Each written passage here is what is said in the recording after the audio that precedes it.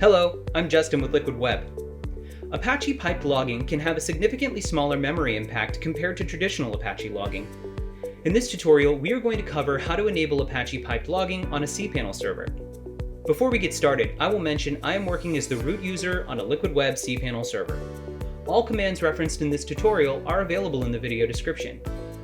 First, we need to make a backup of the Apache configuration before making changes to it as a best practice.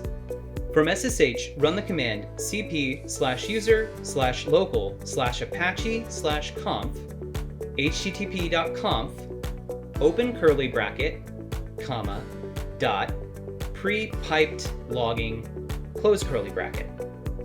After that, head over to your WHM interface and navigate to Service Configuration, then Apache Configuration, then Piped Log Configuration.